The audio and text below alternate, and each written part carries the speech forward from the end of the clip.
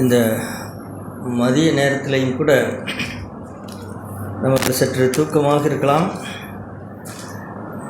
ஆவிக்குரிய வாழ்க்கையிலையும் கூட அப்படி சில நேரங்களில் நமக்கு தூக்கத்தை போல இருக்கலாம். ஆனால்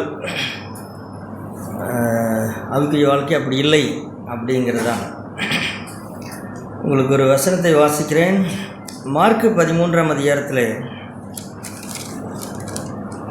மார்க்கு 12ஆம் அதிகாரம் மார்க்கு 12ஆம் அதிகாரத்தில் அந்த வசனத்தை பாருங்கள். 24வது வசனம், மார்க்கு 12:24. இயேசு அவர்களுக்கு பிரயோஜனமாக, நீங்கள் வேத வாக்கியங்களையும் தேவனுடைய வல்லமையையும் அறியாததினால் அல்லவா தப்பான எண்ணம் கொள்கிறீர்கள் அப்படின்னு சொல்லிட்டு 27ஆம் வசனத்தில், அவர் மரித்தோருக்கு தேவனாயிராமல் ஜீவனுள்ளோருக்கு தேவனாயிருக்கிறார், ஆகையால் நீங்கள் மிகவும் தப்பான எண்ணம் கொள்கிறீர்கள் என்றார். இந்த சம்பவம் நமக்கு தெரியும். உயிர்த்தெழுதல் கிடையாது அப்படின்னு சாதிக்கிற சதுசேயர் அவர்கள் கேள்வி கேட்கிறார்கள். அவங்க அதாவது புத்திசாலித்தனமாக கேட்குறாங்க. ஒரு சகோதரன் சந்தானம் இல்லாமல் இறந்து போனால் அவனுடைய சகோதரன் அவன் மனைவி விவாகம் பண்ணி இப்படி பண்ணணுமே. இப்படி எங்களுக்குள்ளாக 7 பேர் இருந்தாங்க, 7 பேரும் அந்த பெண்ணை விவாகம் பண்ணினார்கள்.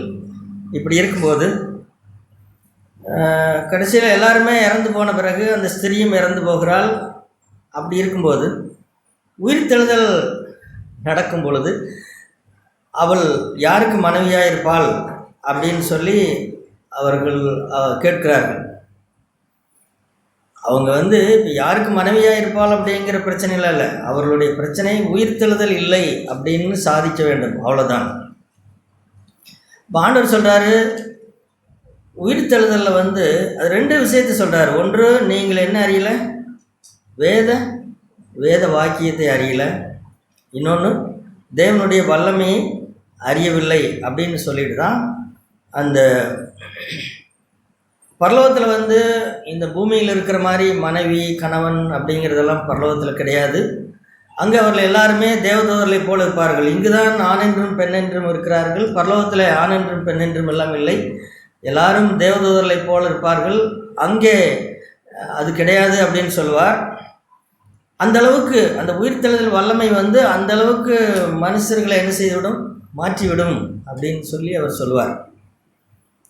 அதற்கு ஒரு வேத வாக்கியத்தையும் சொல்லுவார். எந்த வேத வாக்கியம்னா, 26ஆம் வசனத்தில், மரித்தோர் எழுந்திருப்பதை பற்றி நான் ஆபிரகாமின் தேவனும் ஈசாக்கின் தேவனும் யாக்கோபின் தேவனுமாய் இருக்கிறேன் என்று தேவன் முச்செடியை குறித்து சொல்லிய இடத்தில் மோசேயின் ஆகமத்தில் அவனுக்கு சொன்னதை நீங்கள் வாசிக்கவில்லையா அப்படின்னு சொல்லி, அவர் மரித்தோருக்கு தேவனாயிராமல் ஜீவனுள்ளோருக்கு தேவனாய் இருக்கிறார், ஆகையால் நீங்கள் மிகவும் தப்பான எண்ணம் கொள்கிறீர்கள் என்று அவர் சொல்கிறார். சகோதரர்களே, நமக்கு என்ன தேவை அப்படின்னு கேட்டால், அது நாம் எதை அதிகமாக அறிய வேண்டும் அப்படின்னு சொன்னால், இயேசு கிறிஸ்து நமக்காக பாடுபட்டார், நம்மை நேசித்தார், நாமும் பாடுபட வேண்டும், நேசிக்க வேண்டும் என்று சொல்லி கேட்டோம்.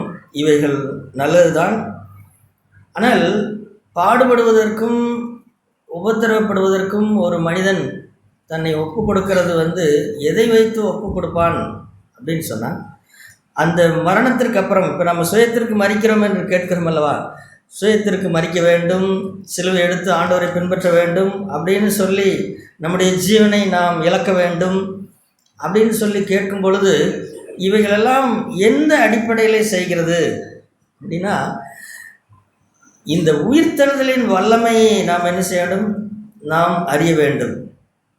நிறைய பேர் மரணத்தை பற்றி அதிகமாக நாம் கேட்கிறபடினாலே அதை அதற்கு ஒப்பு கொடுப்பதோ அல்லது அதிலிருந்து ஒன்று புதிதாக உருவாகும் என்றோ அப்படி நம்பிக்கை இருப்பதில்லை. இந்த சதுசேயர் கேட்டது போல், எல்லாம் சரிதாங்க, நீங்கள் சொல்கிறபடி செஞ்சிடறோம், ஆனால் உயிர்த்தெழுதல் நடக்கும்போது எப்படி இருக்கும், அல்லது அது நடக்குமா நடக்காதா அப்படிங்கிறது போல் கேட்டது போல், நாமும் என்ன செய்யக்கூடாதுன்னா, சில நேரங்களில் நமக்கும் ஒன்று தேவனுடைய வார்த்தை அறியாதனாலே நமக்கு ஒரு தப்பான எண்ணம் வந்து விடுகிறது. அல்லது அதிகபட்சமாக நாம் எல்லாருமே தேவனுடைய வார்த்தை அறிந்திருக்கிறோம் என்று சொல்லலாம். ஆனால் நம்ம அதிகமாக தெரியாமல் இருக்கிறது என்னது? தேவனுடைய வல்லமை எவ்வளவு பெரிது அப்படிங்கிறதைத்தான் அறியாமல் இருக்கிறோம். அதைத்தான் பவுல் பிலிப்பியர் 3ஆம் அதிகாரத்தில் சொல்லும் பொழுது அவருக்கு சில ஆசைகள் இருந்தது. இந்த ஆசையை பாருங்கள். பிலிப்பியர் 3ஆம் அதிகாரத்தில், பிலிப்பியர் 3ஆம் அதிகாரம் 10வது வசனத்தில், இப்படி நான் அவரையும் அவருடைய உயிர்த்தெழுதலின் வல்லமையும் அவருடைய பாடுகளின் ஐக்கியத்தையும் அறிகிறதற்கும் அவருடைய மரணத்திற்கொப்பான மரணத்திற்குள்ளாகி எப்படியாயினும் நான் மரித்தோரிலிருந்து உயிரோடு எழுந்திருப்பதற்கு தகுதியாகும் படிக்கும் அவருக்காக எல்லாவற்றையும் நஷ்டமென்று விட்டேன், குப்பையாக எண்ணுகிறேன் அப்படின்னு சொல்கிறார். இந்த இதில் நான் அவரை அறிய வேண்டும் அப்படிங்கிறாரு. அவருடைய பாடுகளின் ஐக்கியத்தை அறிய வேண்டும் அப்படின்னு சொல்கிறார். இப்போ நாம் கேட்டமல்லவா, இயேசுவை அறிய வேண்டும்னா அவர் என்னை எப்படி நேசித்தார் அப்படின்னு சொல்லி காலையிலே நாம் பார்த்தோம். அதே போல் அவருடைய பாடுகளின் ஐக்கியம் அப்படின்னா என்ன அர்த்தம்னா, இப்போ பவுல் ஏன் அந்த பாடுபடுதலை அதை அதிகமாக அறிந்து கொள்ள வேண்டும் என்று விரும்பினார் அப்படின்னு சொன்னால், பாடுபடும் பொழுது, அதுவும் கிறிஸ்துவுக்கேற்ற பாடுபடும் பொழுது தான் இயேசு கிறிஸ்துவுக்கும் நமக்கும் ஒரு ஐக்கியம் உண்டாகிறது. நீங்கள் சகோதரர்களே, அதாவது இயேசுவோடு கூட நான் ஐக்கியப்படணும் பிரதர், இயேசுவோடு கூட எனக்கு ரொம்ப அவரோட நான் நெருக்கமாக இருக்கணும்னு விரும்புகிறேன் அப்படின்னு நீங்கள் ஆசைப்பட்டீங்கன்னு சொன்னால், அதற்கு ஒரே ஒரு சான்ஸ், ஒரே ஒரு வழி தான் இருக்கிறது. என்ன வழி அது?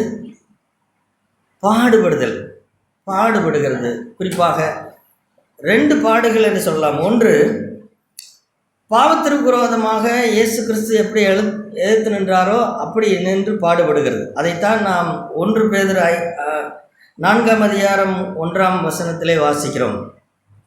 அதாவது அந்த வசனத்தை பாருங்கள். எது கிறிஸ்துவின் பாடுகள் அப்படின்னு சொல்லி உங்களுக்கு சொல்கிறேன். அந்த 1 பேதுரு 4ஆம் அதிகாரம்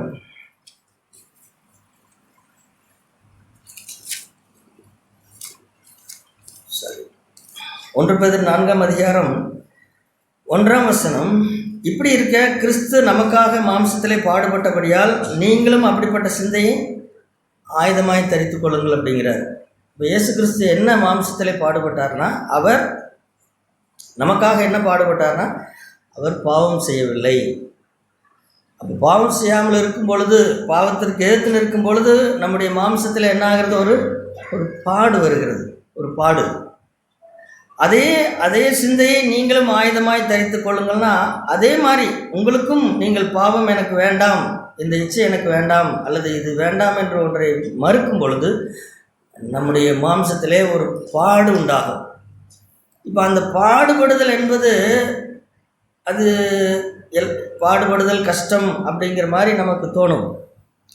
அதே போல் இன்னொரு பாடுபடுதல் என்னன்னு கேட்டால், இந்த இடத்துல இயேசு கிறிஸ்து பாவம் செய்வதற்கு ஏற்று நின்று பாடுபட்டார் அப்படின்னு எழுதப்பட்டிருக்கிறது.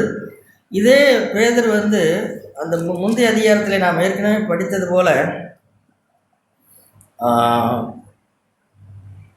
2ஆம் அதிகாரம் 1 பேதுரு 2ஆம் அதிகாரம் 20வது வசனத்தில், நீங்கள் குற்றம் செய்து அடிக்கப்படும் போது பொறுமையாய் சகித்தால் அதனால் என்ன கீர்த்தி உண்டு, நீங்கள் நன்மை செய்து பாடுபடும் போது பொறுமையோடு சகித்தால் அதுவே தேவனுக்கு முன்பாக விருதியாக இருக்கும். அப்போ 2 பாடுகள் உண்டு. ஒன்று, என்னை சோதிக்கும்படி எனக்குள்ளாக எழும்புகிற இச்சைகளுக்கு நான் இதற்கு உடன்பட மாட்டேன் அப்படின்னு சொல்லும் பொழுது நம்முடைய மாம்சத்திலே ஒரு பாடு உண்டாகும். அதே போல் நன்மை செய்து அந்த நன்மையினாலே ஒரு பாடு என்ன செய்யும்? நான் யாருக்கும் எந்த தீமையும் செய்யலை, ஆனால் பிறர் என்னை பற்றி தவறாய் பேசுகிறார்கள், என்னை தவறாய் புரிந்து கொள்கிறார்கள், அல்லது என்னை கடுமையாக இங்கே சொல்லப்பட்டது போல ஒரு கொடுமையான எஜமான் உண்டு, அல்லது கொடுமையான மற்ற சூழ்நிலைகளே கணவன்மார்கள் உண்டு, ஒரு மாமியார்மார்கள் உண்டு, மருமகள், எத்தனையோ உறவுகள் இருக்கலாம். இப்படி அநியாயமாய் நடத்தப்படுகிற, அநியாயமாய் துன்பப்படுத்தப்படுகிற அந்த மாதிரி சூழ்நிலையிலையும் ஒரு பாடு உண்டாகும். இதுதான் 2 பாடுகள். ஒன்று, எனக்குள்ளாக எழும்புகிற விஷயத்திற்கு நான் வேண்டாம் என்று சொல்லும் பொழுது உண்டாகிற பாடு.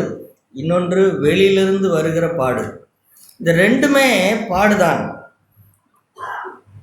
இப்போ இந்த 2 பாடுகளுமே எப்படி இதை பிரதர் இது எப்படி ஏற்றுக்கொள்வது, எப்படி இந்த பாடுகளை சகிப்பது, எப்படி இதில் ஒரு இனிமை எப்படி காண்பது அப்படின்னு சொன்னால், இப்போ நான் வாசித்தோம் அல்லவா அந்த பிலிப்பியர் 3ஆம் அதிகாரத்திலே, அதாவது பவுலில் என்ன கண்டுபிடித்தார் அப்படின்னு சொன்னால், இந்த மாதிரி நேரத்தில் தான் இயேசு கிறிஸ்துவுக்கும் எனக்கும் என்ன நடக்கிறது, ஒரு ஐக்கியம் உண்டாகிறது.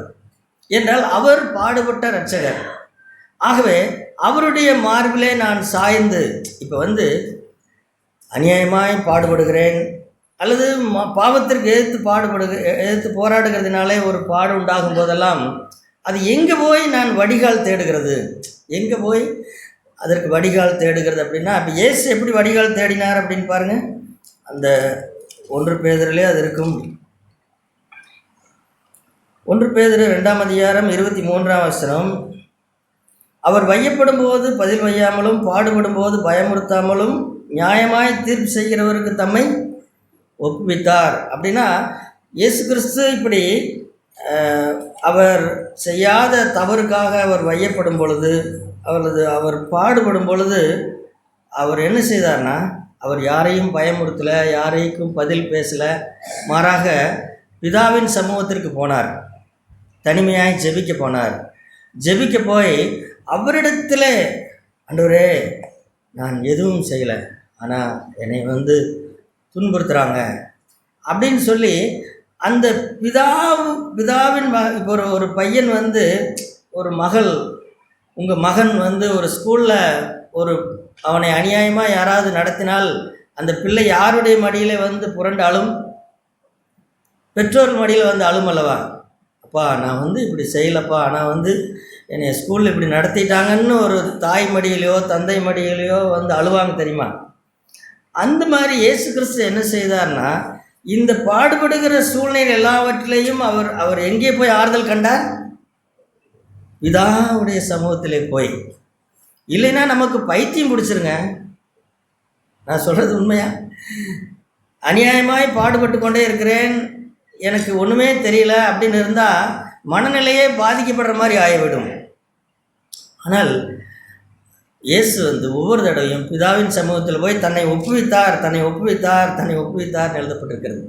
இப்போ அதே போல் நமக்கு என்ன நடக்கும் அப்படின்னு சொன்னால், இப்படி பாடுபடுகிற ஒவ்வொரு நேரத்திலையும் இயேசு கிறிஸ்துவுக்கும் நமக்கும் ஒரு நெருக்கம் உண்டாகும்.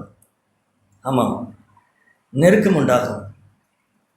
ஆண்டவரே, இப்போ அவர் என்னை அணைத்து கொள்வார். அவர் நீ பாவத்திற்கு விரோதமாய் போராடுகிறதுனாலே உனக்கு பாடு உண்டாகிறதா, நானும் உன்னை போல பாடுபட்டேன் அப்படின்னு அவர் என்னை அணைத்து கொள்வார்.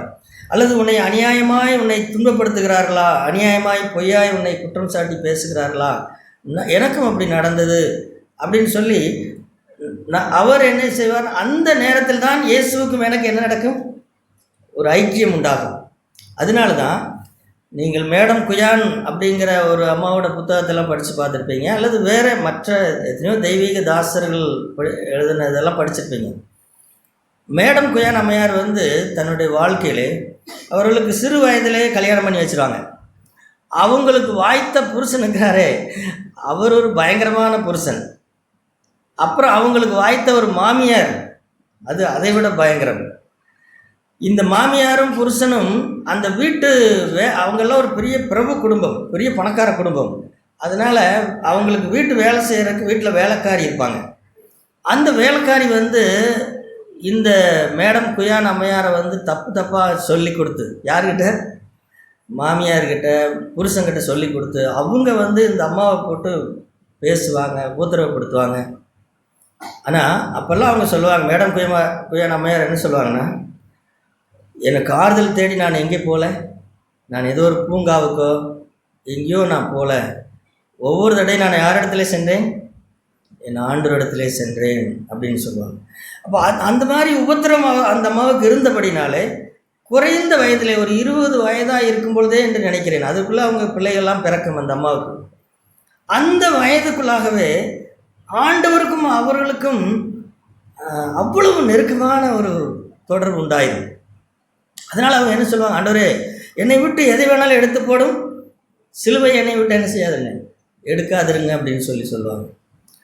அப்போது அவர்கள் கண்டுபிடித்தார்கள், பாடுபடுகிற நேரம்தான் நான் என் இரட்சகரிடத்திலே நெருங்கி சேர்கிற நேரம் அப்படின்னு கண்டுபிடிச்சாங்க. அந்த மாதிரி நம்முடைய ஜீவியத்திலேயும் நீங்கள் பாவத்திற்கு விரோதமாய் போராடுகிறதிலே சோர்ந்து போகிற அல்லது பாடுபடுகிற நேரமாக இருந்தாலும் சரி, அல்லது அநியாயமாய் துன்பப்படுத்தப்படுகிற நேரமாக இருந்தாலும் சரி, இந்த 2 நேரங்களுமே இயேசுவின் சமூகத்திலே போங்கள், அவருடைய சமூகத்திற்கு போங்கள்.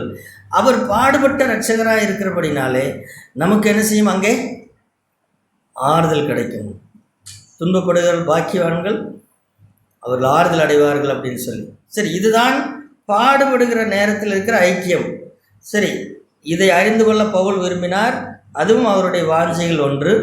இப்போ அதற்கு அடுத்தபடியாக அவர் அறிந்து கொள்ள விரும்பினது என்னன்னு கேட்டால், அவருடைய உயிர்த்தெழுதலை வல்லமை. இப்போ காரியம் என்னன்னு கேட்டால், இப்போ பாடுபடுகிறோம், ஆண்டவரிடத்திலே போய் ஐக்கியப்படுகிறோம், ஆறுதல் படுகிறோம், அப்படியே நம்முடைய வாழ்க்கை முடிந்து போகிறதா அப்படின்னு கேட்டால் இல்லை, அப்படி இல்லை. அதோடு முடிந்து போகிறதில்லை. மாறாக அதிலிருந்து ஒரு புதுசாக நாம் என்ன செய்கிறோம்னு கேட்டால் எழும்புகிறோம். அதுதான் உயிர்த்தெழுதல். அந்த வல்லமை என்ன செய்து விடும் அப்படின்னு கேட்டால், நம்மை உயிர்த்தெழ பண்ணிவிடும். அந்த பாடுபடுதலை ஏற்றுக்கொண்டு ஆண்டவரோடு ஐக்கியப்பட்டு அங்கே இருக்கிற போது அடுத்ததாக அதோடு கூட நாம் மடிந்து போகிறதில்லை, அதோடு கூட அமிழ்ந்து போகிறதும் இல்லை. மாறாக அதிலிருந்து ஒரு ஒரு ஜெயிக்குதல் வரும், ஒரு ஜெயித்தல். என்ன ஜெயித்தல்? அந்த சூழ்நிலையே மேற்கொள்ளுகிற ஒரு வல்லமை நமக்கு கிடைக்கும். அது எப்படி இருக்குன்னு கேட்டால், மரித்த மனுஷன் உயிரோடு எழும்புகிறது போல. உங்களுக்கு அந்த அந்த அந்த ஆண்டவர் சொன்ன அந்த சம்பவத்தை காண்பிக்கிறேன். அந்த ஆதியாகம புஸ்தகத்திலே மோசே அந்த முட்செடி எரிகிற காட்சியை பார்ப்பார் அல்லவா? அந்த அந்த காட்சிக்கு வாருங்கள். யாத்ராகம புஸ்தகத்திலே அங்கே ஒரு அதிசயம் நடக்கும். யாத்ரா 3ஆம் அதிகாரம் 2, 3 வசனங்கள். யாத்ரா 3ஆம் அதிகாரம் 2, 3. இங்குதான் அந்த அந்த முட்செடி முதலாக அந்த கிட்டத்தட்ட மோசே தேவனை பற்றி எதுவுமே தெரியாது. அவர் அரண்மனையில் பிறந்தார். அவங்க அம்மா சின்ன வயசுலேருந்து ஆண்டவரை பற்றி சொல்லி கொடுத்துருந்தாங்க. அதனால் ஏதோ ஒரு அளவுக்கு அவருக்கு தெரியும். மற்றபடி தேவன் யார், அவருடைய வல்லமை என்ன அப்படிங்கிறதெல்லாம் மோசேக்கு என்ன செய்யாது, மோசேக்கு தெரியாது. அதனால் ஆண்டவர் முதலாக மோசேக்கு தன்னை வெளிப்படுத்துகிற அந்த நேரத்தில் எப்படி வெளிப்படுத்துகிறார் அப்படின்னு சொன்னால், இந்த காட்சியின் மூலமாக வெளிப்படுத்துகிறார். இந்த காட்சி ரொம்ப முக்கியமான காட்சி. ஒரு சத்தம் கேட்டுச்சு, அந்த சத்தத்தில் ஆண்டவர் பேசினார், நீ போ எகிப்துக்கு போ அப்படின்னு மட்டுமல்ல, அதற்கு முன்பாக ஒரு காட்சி பார்த்தார். அது என்ன காட்சி? அது 2ஆம் யாத்ரா 3ஆம் அதிகாரம் 2, 3 வசனங்கள். அங்கே கர்த்தருடைய தூதனானவர் ஒரு முட்செடியின் நடுவிலிருந்து உண்டான அக்னி ஜுவாலையிலிருந்து அவருக்கு தரிசனமானார். அப்பொழுது அவன் உற்று பார்த்தான். முட்செடி அக்னியால் ஜுவாலித்து எரிந்தும் அது என்னாகாமல் இருந்தது, வெந்து போகாமல் இருந்தது. அப்பொழுது மோசே, இந்த முட்செடி வெந்து போகாதிருக்கிறது என்ன? நான் கிட்ட போய் இந்த அற்புத காட்சி பார்ப்பேன் என்றான். இப்போது நீங்கள் பார்க்குறீங்க, உங்கள் ஊரில் இங்கே பக்கத்துலலாம் ஒரு தீ பிடிச்சி எரிஞ்சால் அது எரிஞ்ச பிறகு என்ன இருக்குவாங்க? சாம்பலாக தானே இருக்கும். ஒரு முட்செடியிலேயே தீ பற்றி எரியுது. ஏதோ எதில் எரிஞ்சாலும் சரி, முட்செடியே வச்சுங்களேன், ஒரு முள் செடியில் தீ பற்றிச்சு எரியுதுன்னு சொன்னால் கொஞ்ச நேரத்தில் அது கருகி என்ன செஞ்சு விடும், அப்படியே சாம்பலாக போயிடும். ஆனால் இந்த இடத்துல மட்டும் ரொம்ப வித்தியாசமாக இருந்தது. அது என்ன இருந்ததுன்னா, அந்த முட்செடி தீ பற்றி தகதகன்னு எரியுது, எரியறது தெரியுது, நல்லா தெரியுது, எரிஞ்சிட்டு இருக்குது. ஆனால் அந்த செடிக்கு என்ன ஆகலை, ஒன்றுமே ஆகலை. இதுதான் மோசேக்கு பயங்கர ஆச்சரியம். இது என்ன அதிசயமாக இருக்குது, தீபத்தி. அவன் எத்தனையோ வனாந்திரத்தில் 40 வருஷமாக ஆடு மேய்க்கிற மனுஷனுக்கு எத்தனையோ தடவை தீப்பத்தி எரியறதை பார்த்துருக்குறான். ஒவ்வொரு தடவையும் இப்படி வெந்து எரிஞ்சு போயிருமே. ஆனால் என்ன இன்றைக்கி நான் பார்க்குற விஷயம் அதிசயமாக இருக்குதே, இதை நான் கிட்ட போய் பார்க்கட்டும் அப்படின்னு சொல்லி கிட்ட போகிறான். அப்போ தான் ஆண்டவர் பேசுகிறார். அப்போது இந்த செடியிலிருந்து சகோதர சொல்லு ஒன்றை கண்டுகொள்ள முடியும்.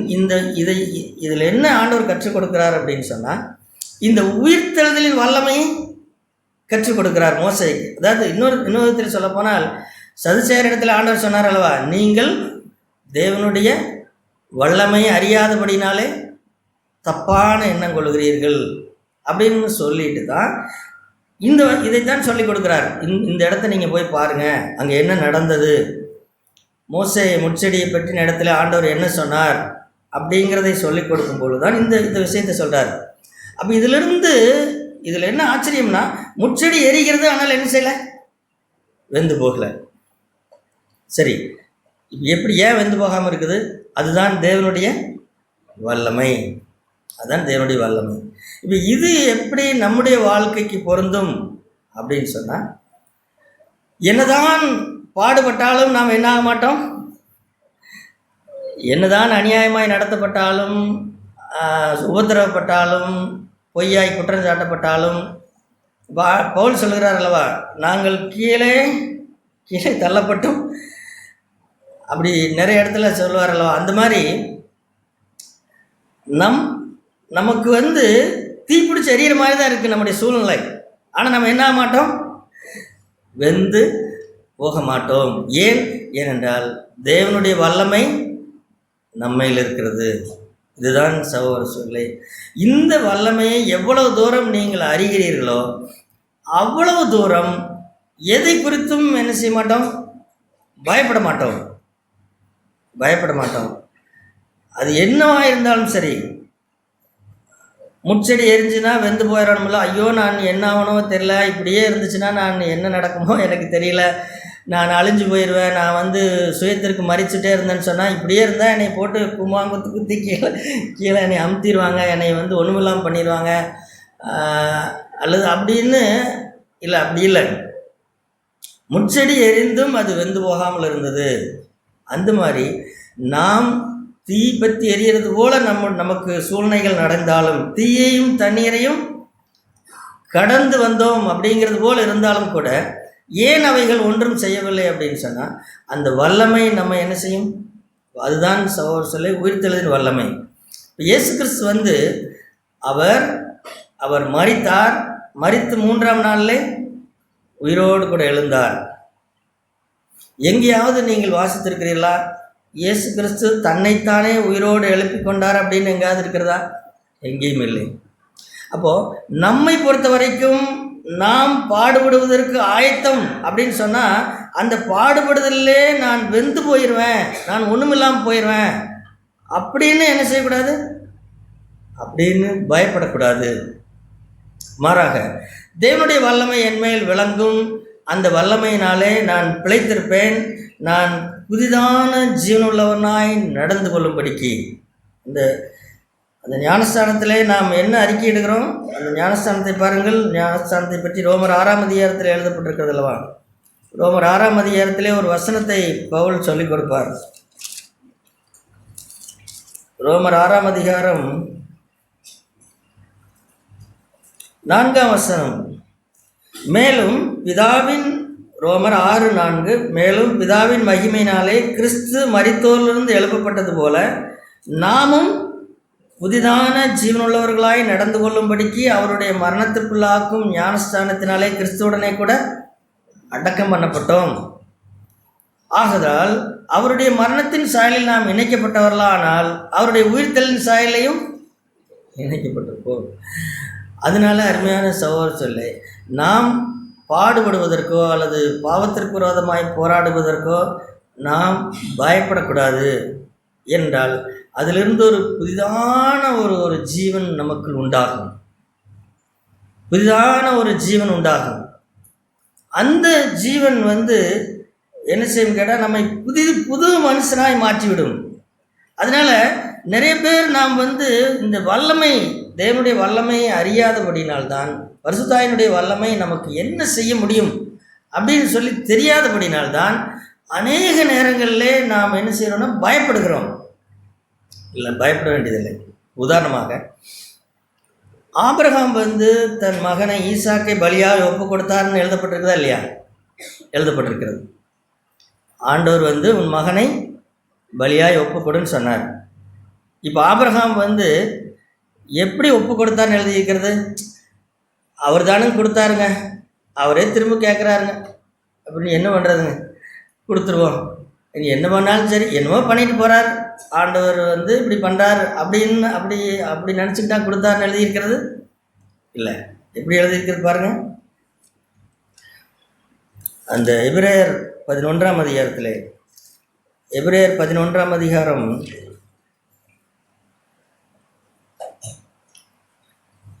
17, 18, 19 வசனத்தை பாருங்கள். எபிரேயர் 11, ஈசாக்கை ஒப்பு கொடுக்கிறது போல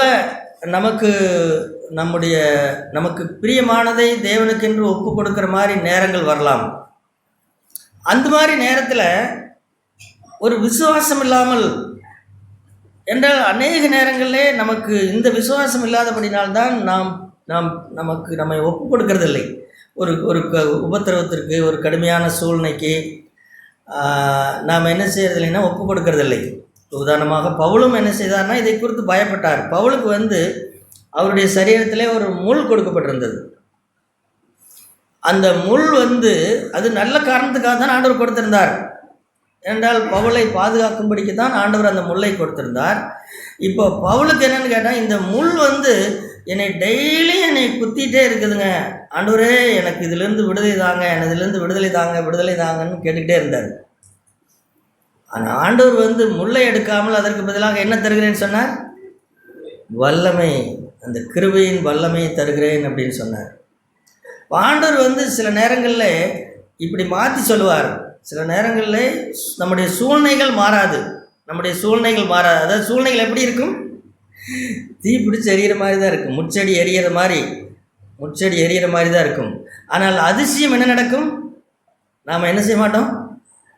ஒன்றும் ஆக மாட்டோம். பயப்பட வேண்டாம், ஒன்றும் ஆக மாட்டோம். யாரும் ஒன்றும் செய்ய முடியாது. என்றால் நமக்குள்ளாக இருந்து ஐயோ இப்படி நடந்தால் நான் என்ன ஆகணோ எனக்கு தெரியலையே அப்படின்னு பயப்பட வேண்டாம். நமக்குள்ளாக ஒரு புது ஜீவன் என்ன செய்யும்? புது ஜீவன் ஆண்டவர் உண்டாக்குவார். அதே போல தான் பவுலுடைய வாழ்க்கையிலே அந்த வல்லமை அவருக்கு வந்தபடினாலே அவர் அதற்கப்புறம் என்ன செய்யலை? அதற்கப்புறம் பயப்படலை. அதே போல் ஆபிரகாம் வந்து இந்த ஒப்பு கொடுத்தல், ஈசாக்கை ஒப்பு கொடுக்கறது வந்து என்னமோ ஒரு அவிசுவாசத்தினாலே ஒப்பு கொடுக்கல. அவிசுவாசத்தினாலே என்னங்க இவ்வளோ பெரிய ஒரு கீழ்ப்படிதல் அவர் சொல்கிறாரு, ஒரே பையனுங்க, இதுக்கு மேலே நான் என்ன செய்கிறது அப்படின்னு அவர் என்ன செய்யலைன்னு கேட்டால் அப்படி ஒரு அவிசுவாசத்தில் என்ன சொல்லப்பட்டிருக்கிறது பாருங்கள். ஈசாக்கினிடத்தில் எபிரேயர் 11:17 மேலும் விசுவாசத்தினாலே ஆபிரகாம் தான் சோதிக்கப்பட்ட பொழுது ஈசாக்கை பலியாய் ஒப்பு கொடுத்தான். இது சரி, இப்போ பலியாய் ஒப்பு கொடுத்துட்டான். ஆனால் அவன் என்ன அடிப்படையில் ஒப்பு கொடுத்தான்னு எழுதப்பட்டிருக்கிறது? ஈசாக்கினிடத்தில் உன் சந்ததி விளங்கும் என்று அவனோடே சொல்லப்பட்டிருந்தது. இப்படிப்பட்ட வாக்குத்தத்தங்களை பெற்றவன் தேவன் வந்து நான் ஈசாக்கை கொடுக்குறேன். இப்போ தேவன் வந்து எப்படிப்பட்டவர்? ஈசாக்கை கொடுத்துட்டா அதோட அந்த வாக்குத்தத்தம் முடிஞ்சு போயிடுமா அப்படின்னா, அவன் என்ன நம்பினான் அப்படின்னா, என்ன நம்பினான்? மரித்தோரிலிருந்து தேவன் எழுப்ப தேவன் வல்லவராக இருக்கிறார். அதாவது நான் வந்து கத்தி எடுத்து கொல்ல போகிறேங்க என்னோட மகனை, சரி கொன்னுட்டா என்ன நடக்கும்? அது போச்சா? ஆமாங்க, அவர் கொல்ல சொல்லிட்டேங்க அப்படின்னு இல்லை. நான் கொல்றதான் எனக்கு வந்த கட்டளை என்னது? கொல்லு அப்படிங்கிறதா. ஆனால் அவனுடைய விசுவாசம் என்ன? நான் கொன்று போட்டாலும் ஆண்டவர் என்ன செய்வார்? திரும்ப ஆண்டவருக்கு தான் வல்லமை இருக்குதே, அவர் என்ன செஞ்சிருவாரு? உயிரோடு எழுப்பி கொடுத்துருவாருன்னு நம்பினார். அந்த மாதிரி தான் சகோதர சகோதரிகளே, பல நேரங்களில் ஈசாக்கை ஒப்பு கொடுக்கறது போல நம்முடைய வாழ்க்கையிலே பல ஒப்பு கொடுத்தல் நமக்கு வரும். அந்த மாதிரி நேரத்திலாம் நமக்கு அது பெரிய போராட்டமாக இருக்கும். என்ன போராட்டம்? ஆண்டவரே, இத்தனை நாள் காத்திருந்து நான் இதை வாங்கினேன், இப்பொழுது இதை கொடுத்து விட்டால் அல்லது இதற்கப்புறம் எனக்கு என்ன இருக்கிறது அப்படின்னு இது போல் நமக்கு வரும். ஆனால் விசுவாசியுங்கள், ஈசாக்கை அவன் இப்போ ஆபிரகாம் கத்தி எடுத்து குத்தி கொண்டிருந்தார்னு வச்சுங்களேன், கொன்னே போட்டிருந்தால் என்ன நடக்கும்? ஆண்டவர் திரும்ப உயிரோடு எழுப்பிடுவார். இது என்ன ஆச்சரியம் பாருங்கள். ஏன்னா அவருக்கு தான் அந்த வல்லமை இருக்குது, அந்த உயிர்த்தெழுதல் வல்லமை. அப்போது நாம் வந்து எந்த சூழ்நிலைகளை போனாலும் ஏதோ பயந்து. ஏன்னா இப்போ அநேக நேரத்தில் பயந்து தான் நாம் பாவம் செய்கிறோம். எப்படி செய்கிறோம்? பயந்து தான் பாவம் செய்கிறோம். இல்லை முடியாது, மாட்டேன் மாட்டேன், அதெல்லாம் முடியாது, நான் எனக்கு அப்படி ஆயிரும் இப்படி ஆயிருன்னு பயந்து தான் பாவம் செய்கிறோம். இல்லை, பயப்படக்கூடாது. என்ன பயப்படக்கூடாதுன்னா, ஒருவேளை நான் மரித்தாலும் என்ன செய்வேன்?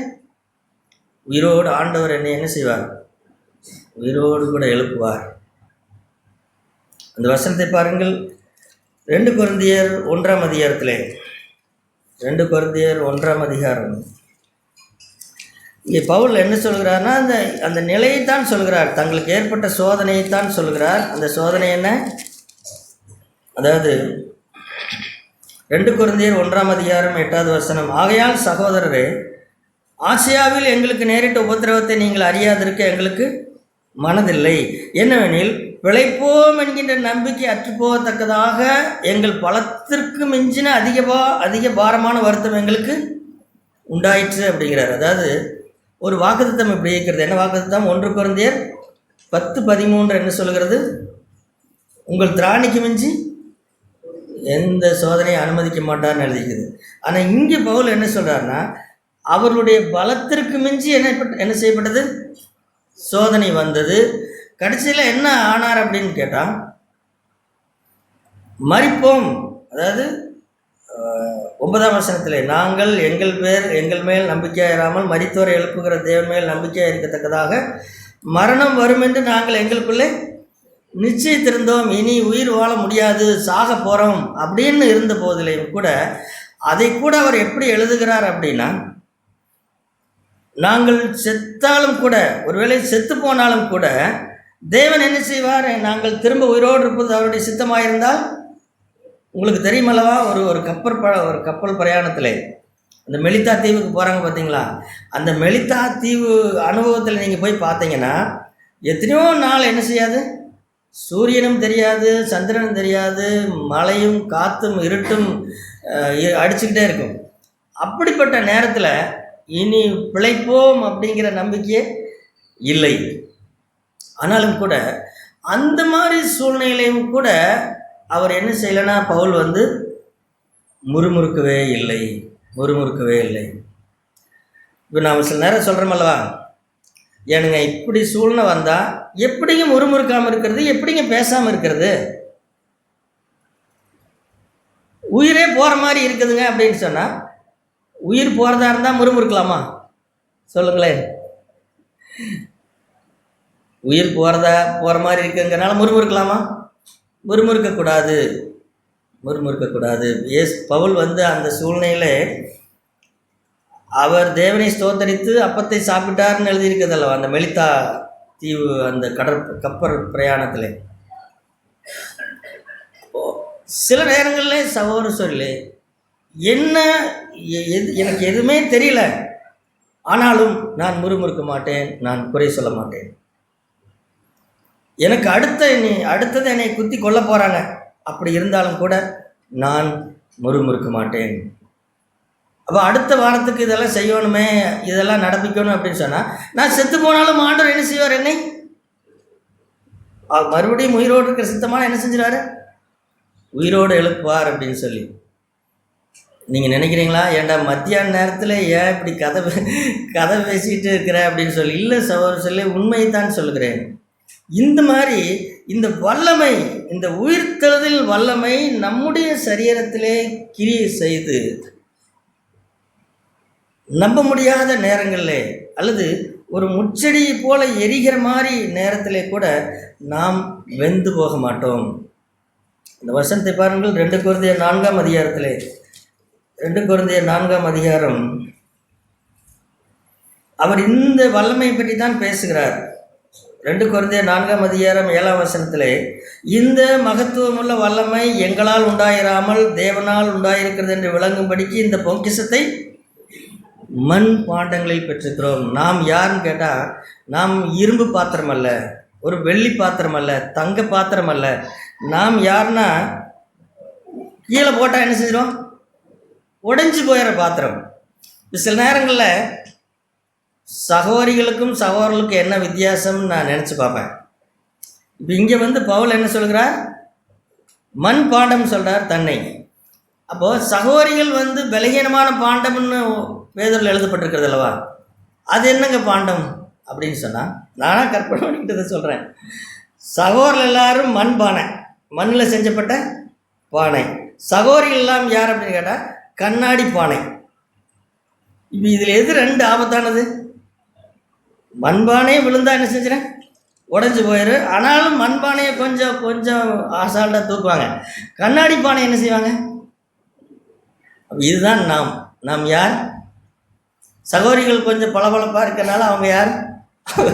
அவங்க கண்ணாடி பாத்திரம். சகோதரர்கள் வந்து மண் பாத்திரம். இதுதானுங்க நாம். இது நம்மக்கிட்ட வேறு ஒன்றுமே இல்லைங்க. நம்ம எல்லாருமே இப்படி தான், கீழே போட்டால் உடைஞ்சு போயிடுவோம். ஆனால் இப்போ ஆண்டவர் வந்து நம்மளை உடனே இரும்பு பாத்திரம் மாத்துறாரா?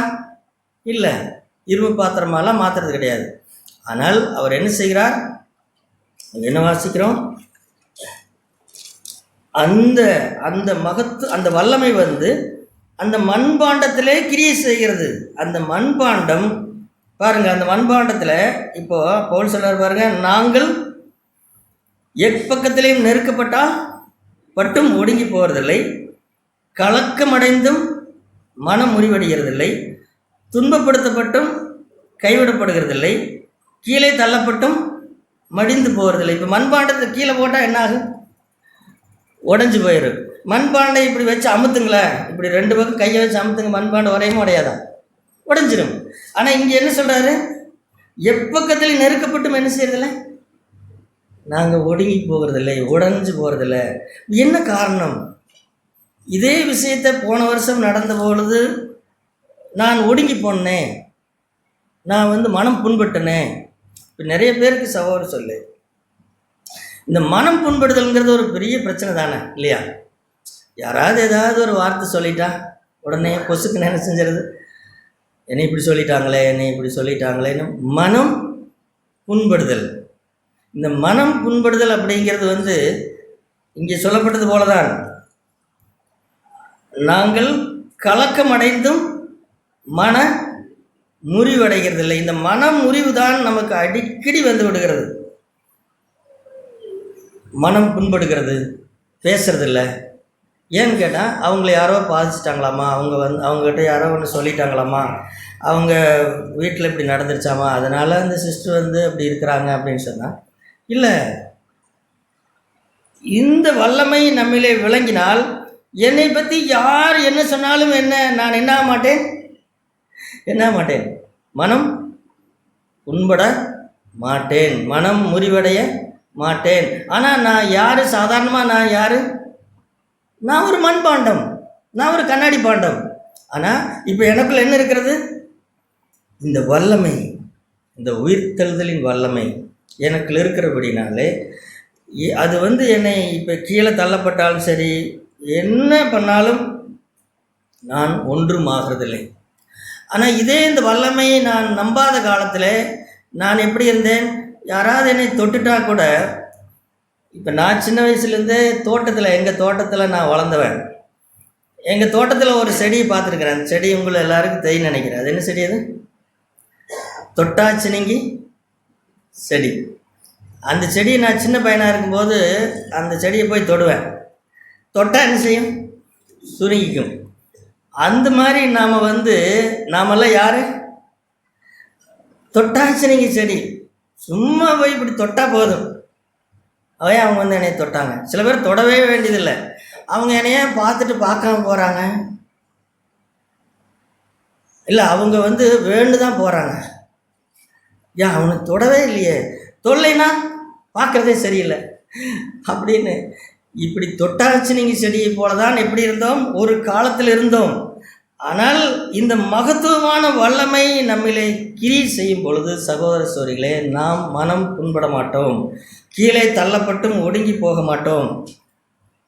பவுல் வந்து இதை அறிந்து கொண்டபடினாலே சகோதர சகோதரிகளே, இதை வந்து வெளிப்படையான சோதனைகளையும் அவர் கண்டுபிடித்தார்.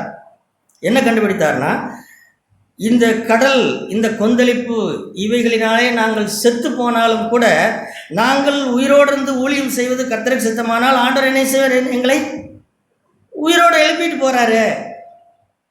நானே குறை பேசணும், நானே என்னுடைய பலத்துக்கு மிஞ்சி இருக்குது, இதுக்கு மேலேங்க யாருங்க தாங்கிறது, அதனால தான் நான் இப்படி பேசிட்டேன், முறுமுறுத்துட்டேன், குறை சொல்லிட்டேன். நீங்களே சொல்லுங்கள், இந்த மாதிரி சூழ்நிலை உங்களுக்கு வந்தால் நீங்கள் எப்படி இருப்பீங்களா அப்படின்னா, இல்லை, உயிரே போனாலும் சரி, உயிரே போனாலும் ஆண்டவர் என்னை உயிரோடு எழுப்புவாருன்னு நம்பிக்கையோடு இருந்து நாம் எந்த சூழ்நிலையும் பாவம் செய்யக்கூடாது. அப்போ புருஷன் குத்துற மாதிரி வர்றாருங்க, அவர் என்னை கொல்ற மாதிரி இருக்குது அப்படின்னு இருந்தாலும், அதாவது நான் உண்மை சொல்கிறேன், அடிக்கிற புருஷனோடு வாழ வேண்டிய அவசியம் இல்லை. சகோதரிகளுக்கு உண்டான பாதுகாப்பை, சட்டப்படி உண்டான பாதுகாப்பை சொல்லுகிறேன். எத்தனையோ ஸ்திரீகள் புருஷன் அடிக்கிறார் கூட சேர்ந்து வாழ்கிறார்கள். ஆனாலும் கூட தேவனுடைய இது என்னன்னு கேட்டால், ஒரு அடிக்கிற புருஷன் சரியில்லை, அவனை அடிக்கக்கூடாது, ஒரு மனைவி அடிக்கக்கூடாது. ஆனால் அதே நேரத்தில் சில சூழ்நிலைகள் இப்போ உதாரணமாக ஆபிரகாமும் சாராளுக்கும் ஏற்பட்ட அந்த சூழ்நிலைகளை பாருங்கள். ஆபிரகாம் தன்னை காப்பாற்றிக் கொள்வதற்காக அவர் சாராள் இடத்துல போய் சொல்லும்படி சொல்லும்போது சாராளுக்கு என்ன நடந்தது?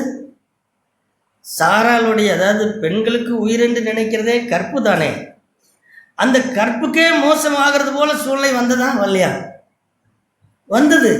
வந்தது. ஒரு பெண் தன் கற்பை காப்பாற்றிக் கொள்வதற்காக கத்துவதோ கூச்சலிடுவதோ அந்த ஆபிரகாமை பார்த்து கேட்டுக்கலாமல்ல, ஐயா உனக்கெல்லாம் புத்தி இருக்குதா, நீ புருஷன் தானே, உன்னை உனக்கு கட்டி கொடுத்தாங்களே, எதை நம்பி உனக்கு கட்டி கொடுத்தாங்க, இப்படி என்னோட கற்புக்கு மோசம் வருதுன்னு தெரிஞ்சுமே நீ சுயநலக்காரனாக்கிறியே, நீ எல்லாம் புருஷனா அல்லது அப்படின்னு கேட்டிருக்கலாமா இல்லையா? ஆனால் சாராளை பாருங்கள், அவள் கீழ்ப்படிந்தாள். இப்போ சாராளை யார் காப்பாற்றினது? புருஷன் அல்ல. அதனால தான் சொல்கிறேன், தேவனுடைய வல்லமை சகோதர சொல்லே நம்மை காப்பாற்றும். தேவன் அவளை காப்பாற்றினார். அப்போ அந்த மாதிரி சூழ்நிலைகள் வந்தாலும் கூட நாம் பாவம் செய்யாமல் இந்த வல்லமை சகோதர சொல்லே நம்மை உயிர்த்தல பண்ணிவிடும், ஒரு புதிய ஜீவனை உண்டாக்கிவிடும். நாம் புதிய மனுஷர்களாய் மாறிவிடுவோம். நாம் பழைய மனுஷர்களாக இருக்க மாட்டோம். பழைய மனுஷன் வேறு, பழைய மனிதன் அடிக்கடி மனம் புண்படுகிறவன், கம்முன்னு இருந்துக்கிறான். சபையில் மூப்பரில் ஏதாவது கண்டிஷன் சொல்லிட்டாங்கன்னா, நான் நீ ஓரத்தில் உட்காந்துக்கிறேங்க, நான் நீ எது பண்ணலைங்க அப்படின்னு சொல்கிறது இல்லை. இப்படி மனம் புண்படுதலுக்கு எக்கச்சக்கமான விதவிதமான டிசைனாக இருக்குது. ஆனால் இப்பொழுதோ அப்படி இல்லை. அப்போ இதற்கெல்லாம் என்ன காரணம்? எதை நாம் நம்ப வேண்டும்? உயிர்த்தெழுதின் வல்லமை. அதுதான் பரிசுத்தாயினுடைய வல்லமை. பரிசுத்தாயினுடைய வல்லமை என்பது கிறிஸ்துவை, அந்த வசனத்தை பாருங்கள், எபேசியர் 2ஆம் அதிகாரம், அது பொய்யல்ல, அது உண்மைதான். எபேசியர் 1ஆம் அதிகாரத்திலே 19வது வசனம். பவுல் எபேசு சபைக்காக ஜெபிக்கிறார். அந்த ஜெபிக்கிற ஜெபத்தில் 2 முக்கியமான விஷயத்துக்காக ஜெபிக்கிறார். ஒன்று, அதாவது ஆண்டவருக்கு, அதாவது நம்மை அழைத்ததினாலே அவருக்கு, தேவனுக்கு என்ன உண்டாயிருக்கிறது அப்படின்னு சொல்லி அதை அறியோன்னு சொல்கிறார். அது என்ன அப்படின்னு கேட்டால், இப்போது நாம் சொல்லுகிறோம், நான் தேவனை பெற்றுக்கொண்டபடினாலே தேவன் எனக்கு சுதந்திரம், தேவன் எனக்கு சொத்து அப்படின்னு நாம் சொல்கிறோம். ஆனால் ஆண்டவருக்கு எப்படி இருக்கிறதாம்? ஆண்டவருக்கு நம்மையெல்லாம் பெற்றுக்கொள்ளும் பொழுது அவருக்கு ஒரு சொத்து கிடைச்ச மாதிரி. நம்ம எல்லாம் ஆண்டவர் எப்படி பார்க்குறார்?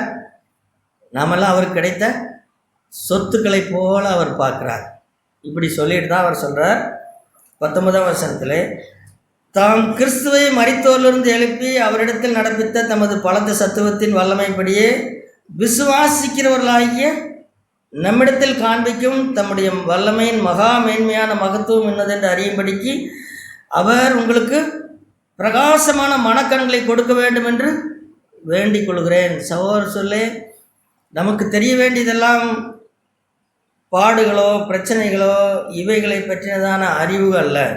மாறாக அந்த மகத்துவமான வல்லமை, தேவனுடைய வல்லமை என்னிலே என்ன செய்யும், இயேசுவின் இடத்துல அது என்ன செய்தது, பவுல் இடத்துல என்ன செய்தது, அல்லது மோசே பார்த்த முச்செடியிலே அது என்ன செய்தது, அல்லது ஆபிரகாம் என்ன விசுவாசத்தில் ஒப்பு கொடுத்தாரோ அந்த அடிப்படையிலே இப்படிப்பட்ட அந்த அந்த வல்லமை விசுவாசிக்கிறவர்களாகி அதை நாம் விசுவாசிக்க வேண்டும். அதை விசுவாசிக்க வேண்டும். தேவனுடைய வல்லமை என் மேல் விளங்கும், நான் பாடுபடுவதற்கு நான் பயப்பட மாட்டேன் அப்படின்னு சொல்லி நம்மை அவருக்கு ஒப்பு கொடுக்க வேண்டும். அப்பொழுது ஒப்பு கொடுப்போம் என்று சொன்னால் சகோதரர்களே, அந்த அதிசயம் என்ன நடக்கும் அப்படின்னா, அந்த தானியேல் புஸ்தகத்தில் அந்த 3 பேர் அந்த அக்கினி சூளைக்குள்ளே தள்ளப்படுவார் அல்லவா, அதில் ஒரு வசனத்தை பாருங்கள். அந்த மாதிரி நமக்கு இருக்கும். தானியேலில்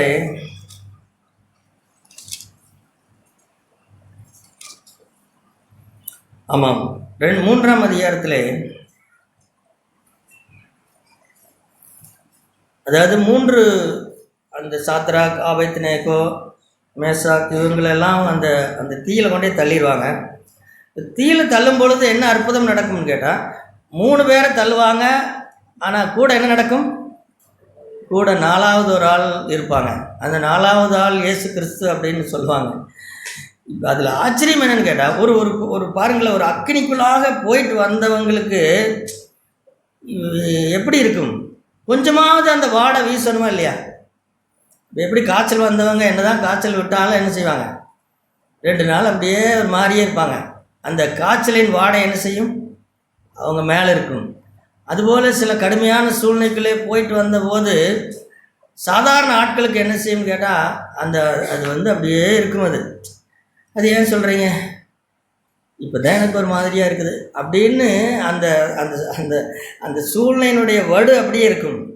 ஆனால் இங்கே என்ன வாசிக்கிறோம் பாருங்கள், 27ஆம் வசனம், தானியேல் 3:27, தேசாதிபதிகளும் அதிகாரிகளும் தலைவரும் ராஜாவின் மந்திரிகளும் கூடி வந்து அந்த புருஷருடைய சரீரங்களின் மேல் அக்கினி பெலம் செய்யாமலும் அவர்களுடைய தலைமயிர் கருகாமலும் அவர்களுடைய சால்வைகள் சேதப்படாமலும் அக்கினியின் மனம் அவர்களிடத்தில் வீசாமலும் இருக்கிறதை கண்டார்கள். ஒரு கடுமையான சூழ்நிலைக்குள்ளாக போயிட்டு வந்த மாதிரியே இல்லாமல் அப்படியே புத்தம் புதுசாக இருக்கிறாங்க. இதற்கெல்லாம் என்ன காரணம்னா சகோதரர் சொல்லி, அந்த உயிர்த்தெழுதலின் வல்லமை நம்மளை கிரியை செய்யும் என்று சொன்னால் இந்த மாதிரி அற்புதம் நமக்குள்ளும் நடக்கும். இயேசு கிறிஸ்துவை பாருங்கள், அவர்களே நடந்த அற்புதம் என்ன அப்படின்னு கேட்டால், அந்த மத்தேயு 12ஆம் அதிகாரத்திலே அவரை கண்டபடி பேசுகிறாங்க.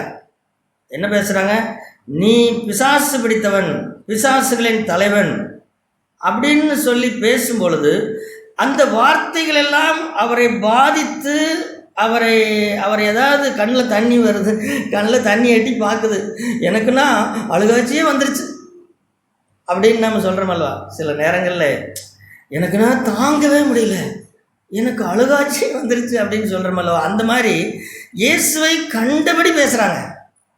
எப்பா, ஒரு மனிதர் நன்மை செய்கிறார், தேவ ஆவியினால் நிறைந்து பிசாசை துரத்துகிறார், சுகப்படுத்துகிறார், அந்த மனுஷனை நீங்கள் ஒன்றுமே சொல்லாட்டி பரவாயில்ல, என்னமோ பண்ணுறாருன்னு சொல்லிட்டு போங்க. ஆனால் நன்மை செய்கிற ஆண்டவரை எவ்வளவு கேவலமாய் பேச முடியுமோ அவ்வளவு பேசுகிறார் பேசுகிறார்கள். இது ஆண்டவரை மனமடிவாக்க செய்ததா அப்படின்னு கேட்டால், அவர் என்ன செய்கிறார், அவர் பேசிக்கிட்டே இருக்கிறார். இயேசு பேசிக்கொண்டே இருக்கிறார். நீங்கள் அந்த சம்பவம் மட்டுமல்ல, யோவானில் எல்லாம் வாசித்து பார்த்தால் யோவான்லையும் சொல்வார்கள், நீ பிசாசு பிடித்தவன் என்றும் நாங்கள் சொல்லுகிறது சரிதானே அப்படின்னெல்லாம் அவங்க பேசுவாங்க. அவன் இவன் அப்படின்னு சொல்லி பேசுவாங்க. அந்த மாதிரி நேரத்திலெல்லாம் இயேசு கிறிஸ்து அவர் வழக்கம் போல பேசிக்கிட்டே இருப்பார். வழக்கம் போல பேசிட்டே அதனாலே பாதிப்படையாமல் பேசிக்கொண்டே இருப்பார். என்ன பேசுவார்னா, மனுஷகுமாரனுக்கு விரோதமாக என்ன சொன்னாலும் என்ன செய்யப்படும், மன்னிக்கப்படும். முதல்லலாம் என்னால் இப்படி மன்னிக்க முடியும்னா மன்னிக்க முடியாது. அது என்னுடைய மனசுக்குள்ளே இருந்துக்கிட்டு 4 நாள் என்னை போட்டு வருத்தி என்னை எடுத்து, ஆண்டவரே மன்னிக்க உதவி செய்யும், மன்னிக்க உதவி செய்யும். இந்த தூத்துக்குடியில் ஒரு பாட்டு பண்ணாங்களே, மன்னியுங்கள் என்று சொன்னவரே மன்னிக்க கிருபைதாரன்னு மாதிரி, இந்த மாதிரி தான் நான் பாட்டு பாடிக்கிட்டே இருந்தேன். ஆனால் இயேசுவை பாருங்கள், அந்த உயிர்த்தெழுதல் வல்லமை அவரிடத்தில் இருந்தபடினாலே அவர் என்ன சொல்லிட்டாரு? மனுஷகுமாரனுக்கு விரோதமாக அது ஏதோ பயமுறுத்தியெல்லாம் சொல்ல, இங்கே பாரு நல்லா கேட்டுக்க, யாருக்கு விரோதமாக நீ பேசுகிறேன்னு கேட்டுக்க அப்படின்னு பயமுறுத்தவும் இல்லை. அவர் ஈஸியாக சொல்லிட்டார், சகோதர சொல்லை. அதனால் இந்த மாதிரி வார்த்தையை கேட்பதற்கெல்லாம் பயப்படக்கூடாது நாம். ஆனால் நமக்கு பயம் வரும், என்னை இப்படி பேசுகிறாங்களே, என்னை தப்பாக புரிஞ்சுக்கிட்டாங்களே அப்படின்னு ஒரு கலக்கம் வரும். ஆனால் உயிர்த்தலின் வல்லமை என்ன செய்யும் கேட்டால், நம்மை வேறொரு மனுஷராய் மாற்றி என்ன சொன்னாலும் அவர்களுக்கு அது மன்னிக்கப்படும் அப்படின்னு சொல்ல வைக்கும். அல்லது என்ன சொன்னாலும் சரி, அவர்களுக்காக ஆண்டவரே அவர்களை என்ன செய்யும்? அவர்களை ஆசீர்வதிங்க, அவர்களுக்கு நல்லது நடக்கட்டும், அவர்களுக்கு தீமை நடக்க வேண்டாம், அவங்க பிள்ளைகள்லாம் நல்லா இருக்கட்டும் அப்படின்னு என்ன செய்யும்? சொல்ல வைக்கும், ஜெபிக்க வைக்கும். எது ஜெபிக்க வைக்கும்? இந்த உயிர்த்தெழுதலின் வல்லமை, உயிர்த்தெழுதலின் வல்லமை. அருமையான சகோதரர்களே, நீங்கள் எல்லாரும் தனிப்பட்ட முறையில் இதை கேளுங்கள் ஆண்டவரிடத்திலே. பவுல் சொல்லுகிறது போல, பவுல் இதெல்லாம் சொல்லி புரிய வைக்க முடியாது அப்படிங்கிறதுக்காக அவர் என்ன செய்கிறாரு? முழங்கால் படியிட்டு ஜெபிக்கிறார். ஆண்டவரே, எபேசு சபை ஜனங்களுக்கு இந்த நீர் கிறிஸ்துவிடத்திலே நடப்பித்த, இயேசு கிறிஸ்துவினிடத்திலே நடப்பித்த அந்த வல்லமையை இவர்களுக்கும் காண்பியும், இவர்களும் அதை அறியட்டும் அப்படின்னு சொல்லி ஜெபித்தார். அதே போல இன்றைக்கு நாமும் என்ன செய்ய போகிறோம்? நமக்காக நாம் ஜெபிக்கலாம். ஆண்டவரே, இயேசுவினிடத்திலே என்னவெல்லாம் செய்தீர் ஆண்டவரே, அல்லது மோசே பார்த்த அந்த முச்சையின் இடத்துல என்ன நடந்தது ஆண்டவரே, இதெல்லாம் அறியும்படிக்கு எனக்கு பிரகாசமுள்ள மனக்கண்களை எனக்கு தாரும். இல்லைன்னு சொன்னால் நாம் அந்த சதுசேயரை போல பல சூழ்நிலைகளே தப்பாக பேசுவோம், அதெல்லாம் எங்கெங்கே நடக்குது, அதெல்லாம் நமக்கு வராதுங்க அப்படின்னு சொல்லி அந்த ஒரு தப்பான கருத்துள்ளவங்களாகவே இருப்போம். இதெல்லாம் இந்த உலகத்தில் சாத்தியம் கிடையாது, இப்படியெல்லாம் இருக்க முடியாது அப்படின்னு சொல்லிட்டு அப்படியே ஏதோ பொதுவான தெளிந்த ஒரு அறிவை பேசுகிறது போல பேசிவிடும். இல்லை, அறிவெல்லாம் தேவை கிடையாது, அறிவெல்லாம் தேவை கிடையாது. இல்லை, நாம் அவருடைய வல்லமை விசுவாசிப்போம். அந்த வல்லமை நம்முடைய சரீரத்திலே விளங்கும், நம்முடைய ஆவியிலே விளங்கும். சகோதர சொல்லே, நான் இதை ருசித்து பார்க்காமல் நான் பேசலை, உங்களிடத்திலே பேசி கொண்டிருக்கிற நான் இதை ருசிக்காமல் உங்களிடத்திலே பேசலை. என்னுடைய வாழ்க்கையிலே இப்படியெல்லாம் நடந்திருக்கிறது. ஒரு தடவை என் வீட்டுக்கு பக்கத்து வீட்டுக்காரர் என்னை தப்பாக புரிந்து கொண்டு, நான் எங்கள் வீட்டில் உட்காந்து ஒரு பாத்ரூம் மேலே உட்காந்து அந்த கட்டடத்தை இடிச்சுக்கிட்டு இருக்கிற நேரம், அவர் வீட்டிலேருந்து என்னை கண்டபடி பேசுகிறார். யார்? அந்த பக்கத்து வீட்டுக்காரர். அவர் ஒரு காலத்தில் சபைக்கு வந்தவர் தான், ஆனால் தவறாக என்னை புரிந்து கொண்டு அப்புறம் சபைக்கு வர்றதில்லை. என்னை அவர் பயங்கர கெட்ட வார்த்தை தான் பேசுகிறான்னு நினைக்கிறேன். என்னை பேசுகிறார். அவர் ஜன்னல் இருந்துக்கிட்டு, அந்த வீட்டுக்கு இந்த வீட்டுக்கு ஒரு 10 அடி 15 அடி தூரம் இருக்கும். நான் என்ன செய்தேன்னு உங்களுக்கு சொல்கிறேன். அந்த பாத்ரூம் மேலே உட்காந்து இடிச்சிட்டு இருந்தவன் என்ன செஞ்சேன்னா, பாத்ரூம்குள்ளே கீழே இறங்கி முழங்கால் போட்டு, ஆண்டவரே இந்த சகோதரனுக்கு இதை மன்னிங்க அப்படின்னு சொல்லி அந்த இடத்துல ஜெபம் பண்ணேன். இப்போ நான் யார் அப்படின்னு கேட்டால், நானும் ஒரு மண்பாண்டம் தான், நானும் ஒரு தொட்டாச்சினிங்கி செடி. இன்னமும் பல விஷயங்களே நான் தொட்டாச்சினிங்கி செடியாகித்தான் இருக்கிறேன். நீங்கள்லாம் பெரிய ஆளுகளாக இருப்பீங்க, நான் அப்படி இல்லைங்க. காரைக்காலில் இருக்கிற சவரில் எல்லாரும் ஸ்ட்ராங்கானவர்களாக இருப்பேன் என்று நம்புகிறேன். நான் அப்படி இல்லைங்க. ஆனால் நான் அனுபவித்ததை, ருசித்ததை, அந்த உயிர்த்தலின் வல்லமையை ருசித்ததை உங்களுக்கு சொல்கிறேன். கண்டிப்பாக அது நமக்குள்ளாக பேலன்ஸ் செய்யும். அந்த பரிசுத்தனுடைய வல்லமை நமக்குள் பேலன்ஸ் செய்யுது. நாம் இது போன்ற சூழ்நிலைகளில் வெற்றி சிறக்கிறவர்களாய் நம்ம என்ன செய்விடும்? மாற்றிவிடும். ஒரு அல்லேலூயா சொல்லலாமா? அல்லேலூயா. தேங்க்யூ. தேவன் உங்களை ஆசீர்வதிப்பார்.